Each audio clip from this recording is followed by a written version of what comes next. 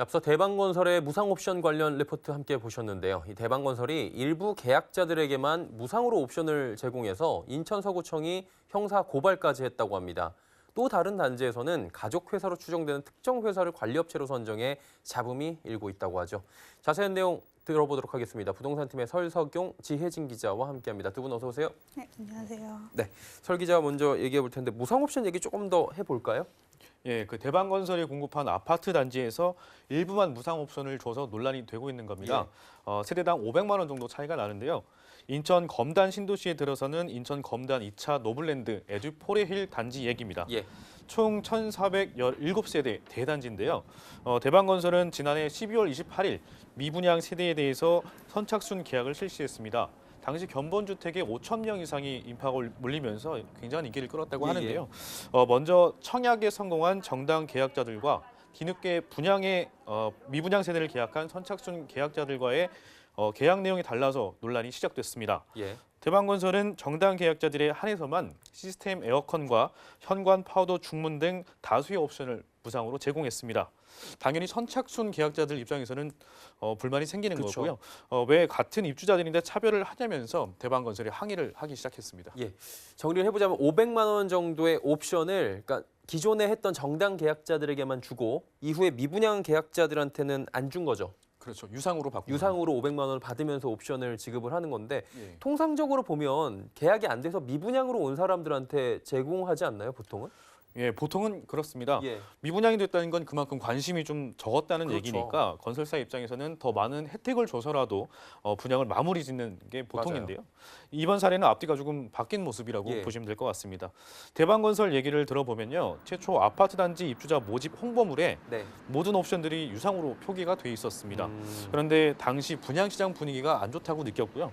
그래서 정당 계약자에게만 한시적으로 무상으로 옵션을 제공하겠다고 공고문을 별도로 내서 진행을 한 겁니다. 예. 이게 상황이 좀 다른 거네요. 정당 계약자들이 계약을 할 때는 부동산 시장이 안 좋아서 500만 원 상당의 옵션을 무상 제공하겠다라고 예. 한시적으로 공고를 낸 거 맞습니까? 맞습니다. 음. 예. 그래서 그런데 문제는 관할구청 승인 내용입니다. 주택법 54조 1항에는 사업주체가 입주자를 모집하려고 하는 경우에 예. 국토교통부령으로 정하는 바에 따라서 시장과 군수, 구청장의 승인을 받을 것이라고 명시가 되어 있는데요. 예. 그러니까 입주자 모집 공고문을 관할구청에 승인받아야 하는 거고요. 네. 건설사는 그 내용대로 분양을 진행해야 하는 겁니다. 당초 대방건설이 관할구청인 인천 서구청의 승인을 받은 내용은 입주자 모집 공고문에 아까 대방건설에서 말한 것처럼 모든 옵션이 유상이었거든요. 그러니까 대방건설은 최초 승인된 공고문 내용처럼 유상으로 옵션을 제공해야 한다는 얘기입니다. 정당 계약자만 무상으로 옵션을 제공하고 했다는 게 문제가 되는 대목입니다. 네네.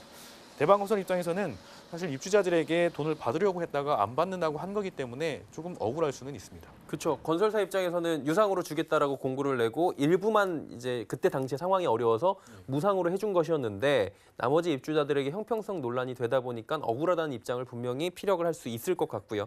근데 이제 입주자들의 반발은 심할 수밖에 없고요. 그러다 보니까 서구청이 형사고발했다고 들었는데 어느 정도 진행된 겁니까? 예, 인천 서구청은 지난 1월입니다. 일산 동부경찰서의 주택법 위반으로 그 대방건설을 형사 고발했습니다. 예. 아파트 단지는 인천 검단 신도시에 있는데요. 그 본사가 일산에 있어서 이제 형사 고발을 일산 동부서에 하게 된 겁니다. 예. 대방건설은 지난 2월 말에 경찰 출석해 조사를 받았고요. 네네. 일산 동부서는 지난달 25일에 이 건을 검찰에 송치한 상태입니다. 예. 인천 서구청 담당 부서는 형사 고발을 하기 전까지 대방건설에게 선착순 계약자들도 정당 계약자들과 동일한 혜택을 제공해라라고 행정 지도를 실시하곤 했었는데요. 예. 대방건설이 그럴 수 없다는 입장을 끝까지 유지해서 형사 고발까지 간 겁니다. 입주 예정자 협의회는 앞으로 이 문제를 본격적으로 문제 삼겠다고 하는 방침을 세웠거든요. 예. 대방건설과 입주 예정자들의 갈등의 골이 더 깊어지고 있는 분위기고요. 앞으로 이 논란은 당분간 계속될 것으로 보입니다. 예, 저희가 이 검찰 관련해서 소식들 들어오는 대로 설 기자가 조금 더 취재를 보강해서 또 이야기를 나눠보도록 하고요. 지혜진 기자하고 이야기 나눠보도록 하겠습니다. 대방건설이 입주민들과 지금 갈등을 겪는 사례를 말씀을 드린 건데 여기뿐만이 아닙니다.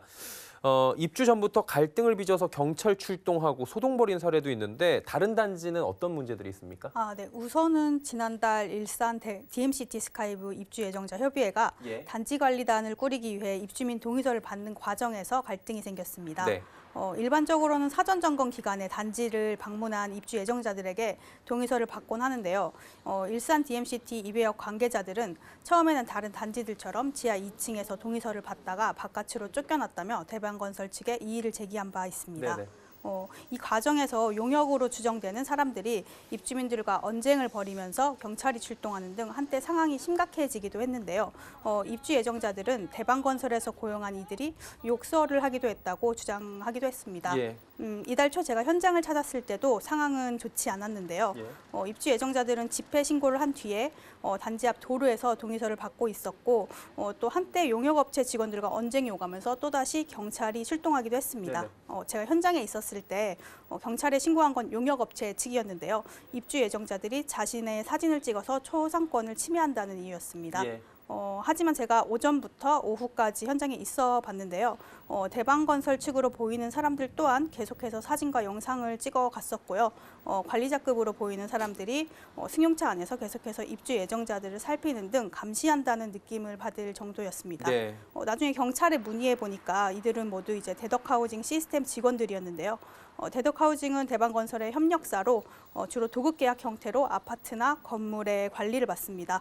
다만 일산 DMCT의 경우 아직 관리업체로 선정되지도 않았는데 이들이 현장에 나타나 교통 정리를 하는 등 이런 일을 먼저 하고 여러 가지. 있었습니다. 예. 재밌네요. 대덕하우징 시스템이 지금 입대위가 결성되기도 전부터 와서 일을 하고 있다는 건데 살펴보니까 거의 모든 대방단지는 이 업체가 관리업체로 들어간다고 하는데 대방건설과는 어떤 관계인 겁니까? 네. 취재 결과 이들은 대방건설과 가족회사인 걸로 드러났습니다. 예. 등기부등본에 등록된 42년생 구상교 씨와 70년생 구현우 씨의 이름이 구교훈, 구찬우 등 대방건설 오너 일가의 이름과 유사해서 예. 가족회사라는 추측이 많았는데요. 대방건설이 지은 단지의 한 입주민은 대덕하우징 내부자에게서 들었다면서 구상교 씨는 구찬우 대방건설의 큰아버지고 구현우 씨는 구찬우 씨의 형이라고 했습니다. 예. 내부 제보자에 따르면 이들이 대표이사로 직접 나서지는 못하지만 사실상 대덕하우징의 대부분을 결정하고 관장한다고 했습니다. 이들의 관계가 대덕하우징 시스템이 입주민들로부터 꾸준히 불만을 들으면서도 계속해서 도급 계약을 따낼 수 있는 배경이 아닐까 이렇게 추측하고 있습니다. 예. 내부자에 의하면 지금 특수관계로 이제 볼 수 있다. 가족회사의 관계로 볼 수 있다라는 부분인 건데 그래서 그런지 대덕하우징 시스템에 대한 불만이 많다라고 얘기가 있더라고요. 그래서 대덕하우징을 교체하기 위해서 노력하는 단지들이 많다고 들었는데 어떻습니까? 네, 실제로도 지금 계속 곳곳에서 바꾸고 예. 있는데요. 일단 최근에는 경기도 화성 송산 그린시티 대방 노블랜드 단지들이 관리업체 변경에 나섰습니다. 예. 가장 최근인 지난 12일에는 3차 단지가 대덕하우징 시스템과의 계약을 해지했는데요. 이 단지는 8월에 입주한 단지로 오는 8월까지 대덕하우징 시스템과 계약이 된 상태였는데 네. 하지만 이제 입주자들이 대덕하우징 측의 관리비가 비싸다고 판단해서 예정보다 빨리 관리업체 교체에 나섰습니다. 1차 단지는 이미 도급 계약이 끝난 뒤에 관리업체를 교체한 상태인데요. 3차와 같은 시기에 입주한 2차도 새로운 관리업체는 이미 뽑아둔 상황이고요. 네네. 5월 1일부터 새로운 업체가 관리를 시작합니다. 예. 또 경기도 시흥도 있는데요. 백오 신도시 대방 노블랜드 단지도 교체에 나섰습니다. 이들은 지난해 5월에 입주한 단지인데 최근에 이제 입주민 찬반 투표를 실시했고 80% 이상이 찬성해서 이제 용역업체 교체 수순에 들어갔습니다. 지금 들어보니까 벌써 몇 단지가 되는 것 같아요. 이 많은 단지들이 교체하려는 이유는 무엇입니까? 아무래도 이제 대덕하우징은 입주자들이 아니라 시행사랑 관리업체 간의 계약으로 들어온 단지다 보니까 예. 입주자들이 계약의 주체가 아니라 불리한 측면이 있다는 건데요. 입대위 구성 후에도 도급 계약을 이어갈 수는 있지만 교체에 나선 이들은 이제 대부분 대방건설의 관리비가 비싸다고 판단을 한 것 같고요. 송산 대방 3차 입대위 관계자는 새 업체로 바꾼 지 얼마 지나지 않아서 구체적인 관리비 비교는 힘들긴 하지만 네네. 이제 그래도 추정하기에 한 달에 10,000원에서 20,000원 정도 더 나오는 걸로 추정이 된다고 했고 그러니까 이 단지가 900여 가구 규모다 보니까 매달 1,000만 원에서 2,000만 원 가량이 이제 도급업체인 대덕하우징 측이 더 가져갔다고 추측하고 있습니다. 예. 또 이제 앞서서 관리업체 교체에 성공한 송산 대방 1차 같은 경우는 비슷한 규모의 주변 단지와 관리비를 비교하기도 했는데요. 이들의 비교표에 따르면 대덕하우징이 관리할 당시에 대방 1차 공용 관리비가 다른 단지보다 3만 원에서 4만 원 가량 더 비쌌습니다. 네. 알겠습니다. 대방건설을 둘러싼 논란들 오늘 하나하나 짚어봤고요. 부동산팀의 설석용, 지혜진 기자와 함께했습니다. 두 분 고맙습니다.